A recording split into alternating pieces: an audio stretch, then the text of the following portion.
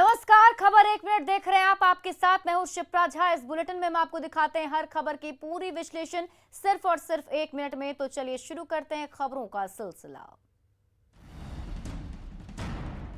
बिहार में छोटी छोटी बातों में मारपीट की घटनाएं अक्सर सामने आती हैं। लखीसराय में भी दबंगों का गैंग होटल में घंटों उत्पात मचाता रहा। होटल के मालिक की जमकर पिटाई की और जब मन भर गया तो वहां से खिसक गए। इन तस्वीरों को देखकर आप अंदाजा लगा सकते हैं कि अपराधी प्रवृत्ति के लोगों का मन कितना बढ़ा हुआ है। नशे में धुत सिरफिरे ढाबा मालिक जयप्रकाश सिंह को पीट रहे हैं, सिर पर घूंसे से वार कर रहे हैं। इतने पर भी मन नहीं भरा तो कुर्सी उठाकर सिर पर दे मारी। दबंगों की टोली कभी दीवार पर टंगे टेलीविजन सेट पर गुस्सा उतारती दिखी तो कभी दुकान में जमकर तोड़फोड़ मचाती रही। जब होटल संचालक अचेत हो गया तो चलते बने। सीसीटीवी में पूरी घटना कैद हो गई। वीडियो है बढ़ैया लखीसराय नेशनल हाईवे के किनारे दुर्गा लाइन होटल का, जहां बहादुरपुर गांव के कुछ दबंगों ने देर रात ढाबा बोल दिया और ढाबा मालिक जयप्रकाश सिंह की बर्बर पिटाई कर डाली।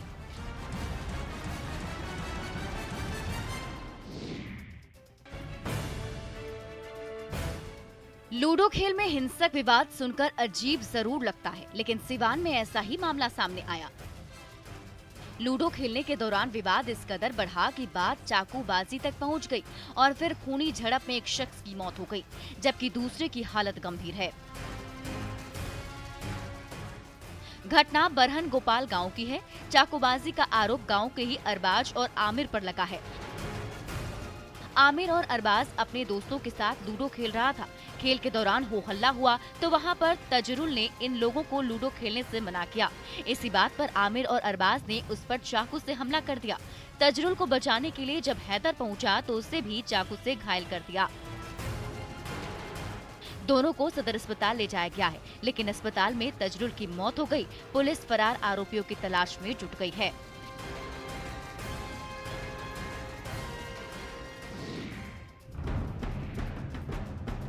कुछ दाग अच्छे होते हैं, ये हम नहीं कह रहे, खबर ऐसी ही आई है। घटना यह है कि सीतामढ़ी के पुपरी प्रखंड के आवापुर दक्षिणी पंचायत के नवनिर्वाचित मुखिया के पिटाई का वीडियो सामने आया है। बताया जा रहा है कि जकी दिल्ली के नवीनगर गए थे लोगों से वोट देने की अपील करने। उसी दरमियान कुछ लोगों ने उनकी पिटाई कर दी। उस पिटाई का सीसीटीवी फुटेज सामने आया है। हालांकि इस पिटाई के बाद मुखिया चुनाव में जीत गए, लेकिन प्रमाण पत्र लेने के लिए वो स्ट्रेचर से पहुंचे। मुखिया ने बताया कि साजिश के तहत उनकी पिटाई की गई, लेकिन जनता का आशीर्वाद उनके साथ था। दरअसल जकी मुखिया का चुनाव लड़ रहे थे। उनके गांव के कई लोग दिल्ली में रहकर काम करते हैं, तो जकी गांव के लोगों से मिलने सीतामढ़ी से दिल्ली पहुंच गए। जकी ने इस दौरान गांव के लोगों से मुलाकात की और उन्हें गांव आकर अपने मताधिकार का प्रयोग करने की बात कही, लेकिन दिल्ली प्रवास के दौरान ही उनकी पिटाई की गयी।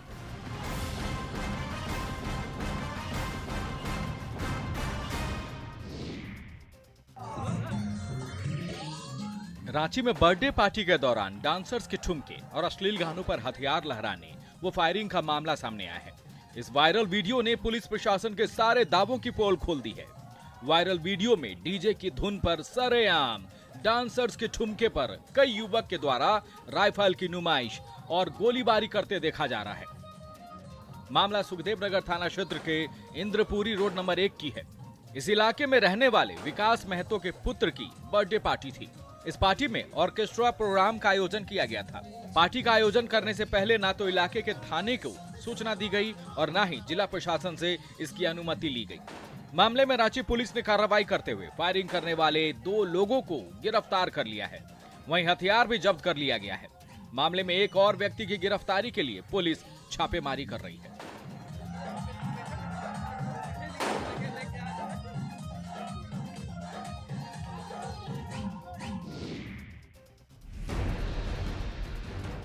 अवैध बालू खनन में निलंबित इंस्पेक्टर संजय प्रसाद के खिलाफ बड़ी कार्रवाई की गई। आर्थिक अपराध इकाई की टीम ने इंस्पेक्टर के मुजफ्फरपुर और बेतिया स्थित ठिकानों पर छापा मारा। मुजफ्फरपुर में काजी मोहम्मदपुर थाने दामूचक स्थित इंस्पेक्टर संजय प्रसाद के घर पर छापेमारी की गई। इसके अलावा संजय प्रसाद के बेतिया में साठी में स्थित आवास पर ईओयू ने रेड डाला। अवैध बालू खनन के प्रकाश में आने के बाद सारण जिले के डोरीगंज थाना के थानेदार संजय प्रसाद को एसपी ने निलंबित कर दिया था। इसके बाद इनके खिलाफ आर्थिक अपराध इकाई में केस दर्ज की गई थी। इसके बाद मंगलवार को आर्थिक अपराध इकाई की टीम ने रेड की। संजय प्रसाद के खिलाफ आय से अधिक संपत्ति की शिकायत है। बताया जा रहा है कि खनन माफिया से साठगांठ करके इंस्पेक्टर संजय प्रसाद ने बहुत बड़ी संपत्ति बना ली। माफिया से मिलीभगत उजागर होने पर संजय प्रसाद को निलंबित कर दिया गया था। छापेमारी को लेकर मीडिया से कोई जानकारी शेयर नहीं की गई है।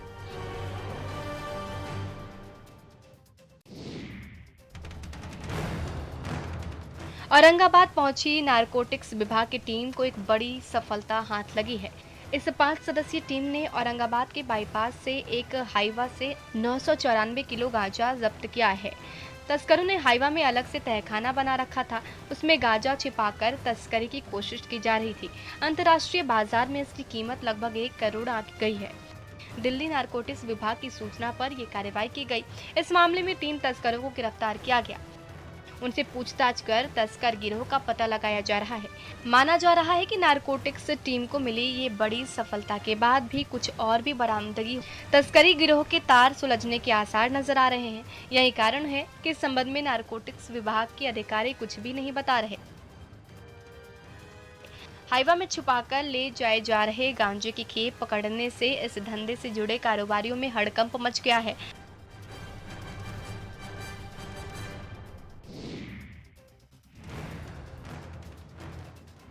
सिवान के गुठनी प्रखंड के बेलौर और बेलौरी गांव में 5 लोगों की संदेहास्पद मौत के बाद गांव में दहशत का माहौल बना हुआ है।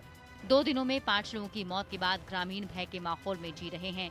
वहीं प्रशासन ने 2 लोगों की मौत बीमारी से बताया है। साथ ही बताया कि 3 लोगों की मौत का पता पोस्टमार्टम रिपोर्ट आने के बाद चलेगा।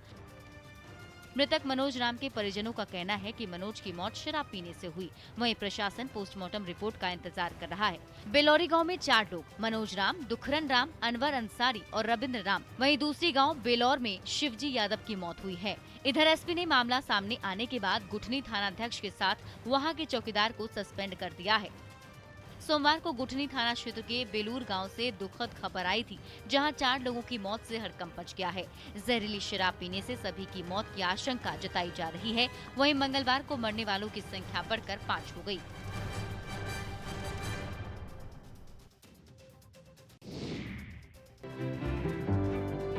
इस साल मौसम में जबरदस्त उतार चढ़ाव देखने को मिला। बारिश भी पहले हुई, जिससे बाढ़ की स्थिति महीनों बनी रही।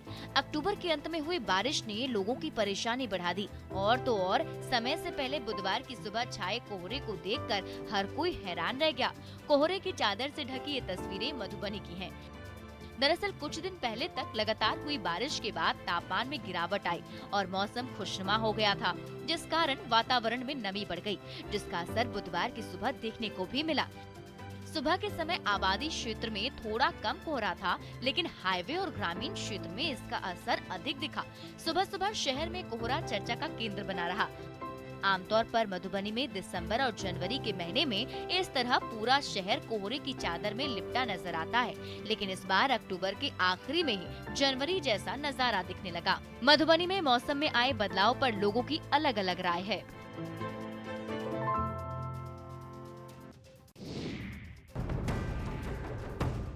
रांची में धरना प्रदर्शन कर रहे सहायक पुलिसकर्मी झारखंड पुलिस में संयोजन की मांग कर रहे हैं। दरअसल इन्हें आश्वासन दिया गया था कि 3 साल काम करने के बाद इन्हें झारखंड पुलिस में संयोजित कर दिया जाएगा, लेकिन ऐसा नहीं हुआ।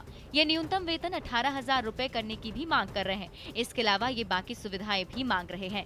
मोरहाबादी मैदान में चल रहे सहायक पुलिस कर्मियों के आंदोलन का बुधवार को 1 महीना पूरा हो गया। स्थायीकरण और न्यूनतम वेतनमान समेत दूसरी मांगों को लेकर 12 अति नक्सल प्रभावित जिलों से सहायक पुलिसकर्मी मोरहाबादी मैदान में डटे हुए हैं।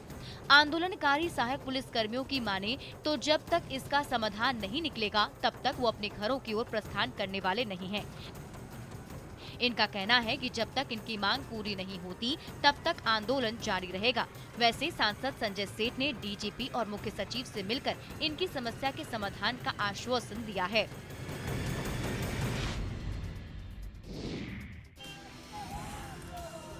बिहार में इन दिनों पंचायत चुनाव का दंगल चल रहा है। किसी भी चुनाव में नामांकन दाखिल करने को औपचारिक शुरुआत मानी जाती है। इसे यादगार बनाने के लिए प्रत्याशी अक्सर कुछ अलग हटकर करते हैं।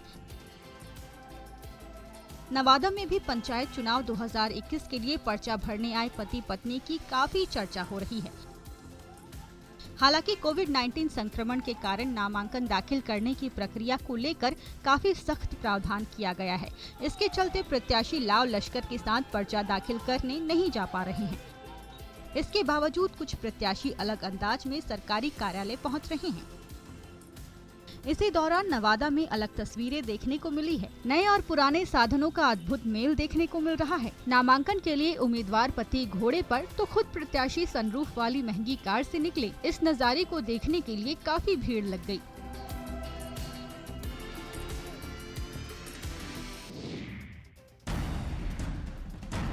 सीतामढ़ी जिले में सार्वजनिक जगहों पर स्वास्थ्य विभाग की लापरवाही साफ दिखाई दे रही है। कोरोना जांच के मामलों को लेकर किसी तरीके की सजगता नहीं देखी जा रही है।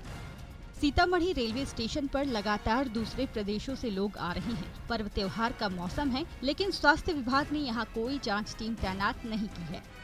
बगैर जांच के लोग घर जा रहे हैं। तीसरी लहर की आशंका को लेकर प्रधानमंत्री और मुख्यमंत्री लगातार लोगों से सतर्कता बरतने की अपील कर रहे हैं, लेकिन स्वास्थ्य विभाग लापरवाह बना हुआ है।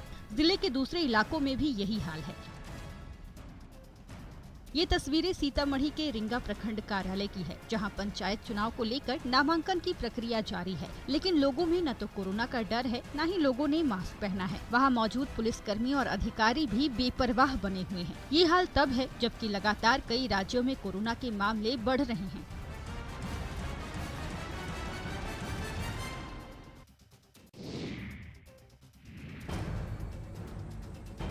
इस बार बारिश का मौसम सीमांचल के लोगों के लिए परेशानी का सबब बनकर रह गया है। 5 महीने से लोग बाढ़ की विभीषिका झेल रहे हैं, तो कई जगहों पर इसका असर भी देखने को मिल रहा है।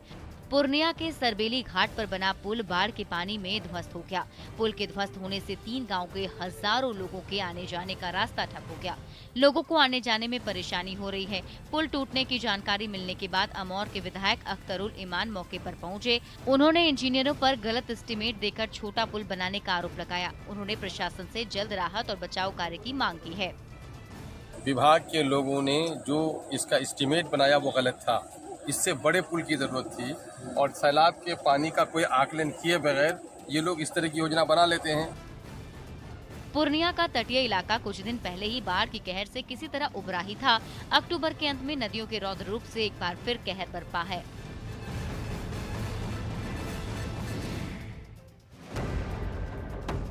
प्रधानमंत्री ग्राम सड़क योजना के तहत बिडनी प्रखंड में सड़कों का जाल तो बिछा, लेकिन सड़कों की स्थिति पहले से भी बदतर हो गई।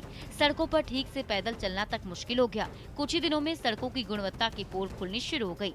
कई जगह पर घटिया काम देखकर ग्रामीणों ने सड़क निर्माण कार्य बंद करा दिया, लेकिन छुटभइये नेता संवेदक के साथ साठगांठ कर ग्रामीणों को समझाकर पुनः काम शुरू करा देते थे।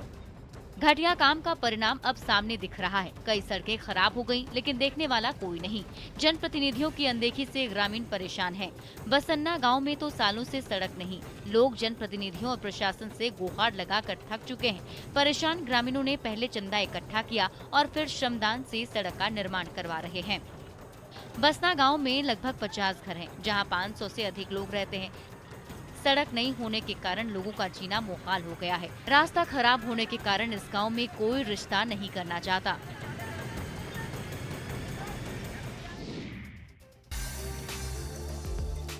झारखंड और खासकर गढ़वा में अब मधुमक्खी पालन के प्रति लोगों का रुझान बढ़ा है। पिछले कई सालों से यहाँ के किसानों को मधुमक्खी पालन का प्रशिक्षण दिया जा रहा था। विशेषज्ञ बताते हैं कि किसानों के लिए मधुमक्खी पालन एक अतिरिक्त आय प्राप्त करने का बड़ा स्रोत है। मधुमक्खी पालन का कृषि से सीधा संबंध है, क्योंकि मधुमक्खियों की वजह से फूलों का परागण तेजी से होता है। इससे फसल भी अच्छी होती है और उत्पादन भी बढ़ता है। गढ़वा में मधुमक्खी पालन को लेकर लोगों में रुचि देखी जा रही है। यही कारण है कि बिहार के कई मधुमक्खी पालक इन दिनों गढ़वा में कारोबार कर रहे हैं। मधुमक्खी पालकों का भी मानना है कि यहाँ के जंगलों में वन तुलसी का पैदावार ज्यादा मात्रा में होता है। मधुमक्खी वन तुलसी की ओर ज्यादा आकर्षित होती है, जिससे शहद का उत्पादन अधिक होता है। कृषि वैज्ञानिक भी मानते हैं कि गढ़वा में इसकी अपार संभावना है। किसानों को प्रशिक्षण देकर इसे बढ़ावा दिया जा सकता है।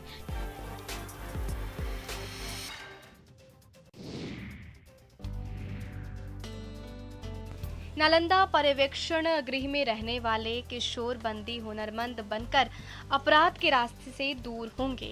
इसके लिए स्किल डेवलपमेंट प्रोग्राम चलाया जा रहा है, जिसके तहत किशोरों को मोमबत्ती निर्माण, मशरूम उत्पादन, मत्स्य पालन, बागवानी, सिलाई कटाई, इलेक्ट्रॉनिक्स सामानों की मरम्मत की ट्रेनिंग दी गई।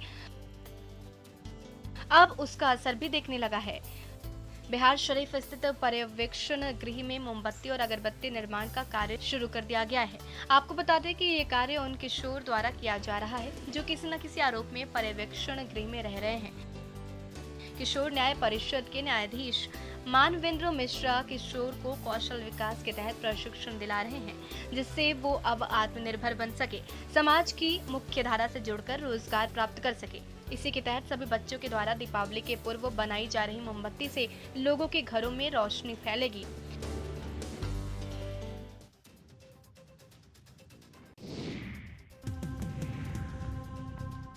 त्योहार दीपावली आते ही बाजार में मिट्टी के दिए के साथ ही मिट्टी के बर्तन और मूर्तियों की भी डिमांड बढ़ जाती है। लेकिन पिछले कुछ सालों में दीपावली पर मिट्टी के दिए की बजाय मोमबत्ती से बने दिए का प्रचलन बढ़ जाने से कुम्हारों का कारोबार कुछ हद तक प्रभावित हुआ। वहीं पिछले साल कोरोना के चलते भी दीपावली के त्योहारों पर कुम्हारों को अच्छी आमदनी नहीं हुई थी, लेकिन इस बार कोरोना का दहशत कुछ कम होने से दीपावली को लेकर खासा उत्साह देखा जा रहा है। ऐसे में मिट्टी के कलाकार यानी कुम्हारों को भी दीपोत्सव में दिए की अच्छी बिक्री की उम्मीद जगी है। दीपावली पर मिट्टी के दिए बनाने वाले कुम्हारों के चाक ने गति पकड़ ली। इस बार उन्हें अच्छी बिक्री की उम्मीद है। गया शहर के कई जगहों पर कुम्हार परिवार मिट्टी के दिया बनाने में व्यस्त हैं। कुम्हारों के घरों में मिट्टी के दिए, मिट्टी के खिलौने आदि बनाने के लिए परिवार के साथ उनके बच्चे भी हाथ बटा रहे हैं।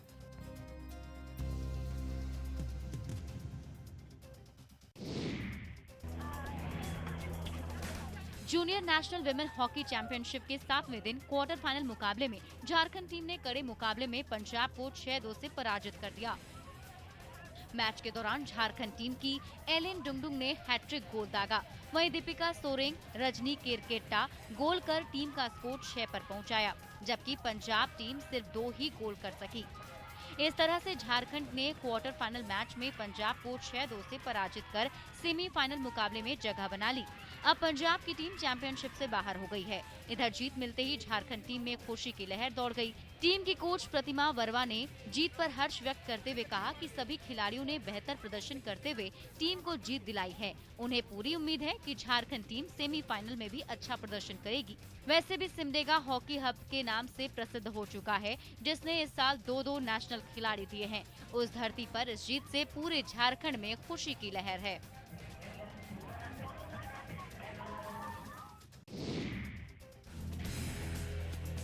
लड़कियां लड़कों से कम नहीं, अब ये सिर्फ किताबी स्लोगन नहीं रह गया, जमीन पर नजर आ रहा है।